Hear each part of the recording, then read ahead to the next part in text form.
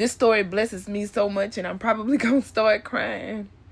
The Bible talks about Hannah, that she went to the temple year after year, asking the Lord to give her a son. And the Bible said year after year, she did not conceive. But the moment that she made covenant with God, the moment that she said, God, I'll give him back to you. If you give me the promise, I'll give him back to you. There's something about a woman who knows how to intercede.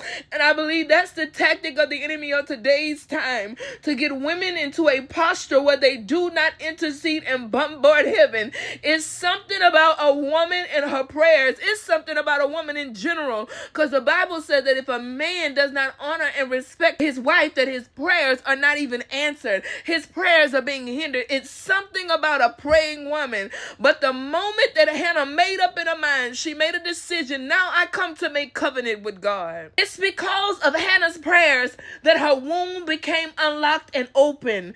See, her son could not come into this realm without the prayers of his mother. The son could not come into the realm until the covenant was established. And because of his mother's prayers, Samuel became one of the greatest prophets in the Bible. We know Prophet Samuel and the works that he did for the kingdom. Mothers, don't you ever stop praying for your children. Don't you ever stop interceding, because your prayers unlock things. Your prayers cause things to be birthed. Your prayers cause full manifestation for you to carry things full term, both naturally and spiritually. I love the story of Hannah because it blesses me so much.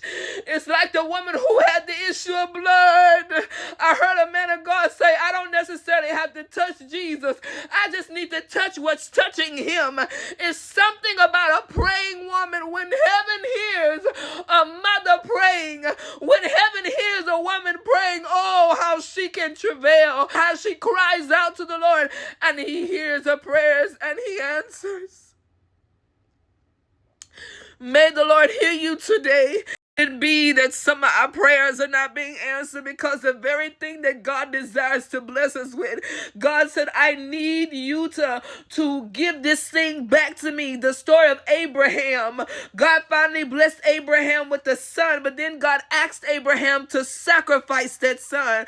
Can the very thing that God desires to bless you with, could it be that God said, but I need it to be used for my glory? Maybe your prayers hadn't been answered. Maybe that thing hadn't been released to you just yet, because the need that God has for it, he got the version of you must come forth. See, the Bible said year after year Hannah went to the temple, but I believe the year that she finally conceived,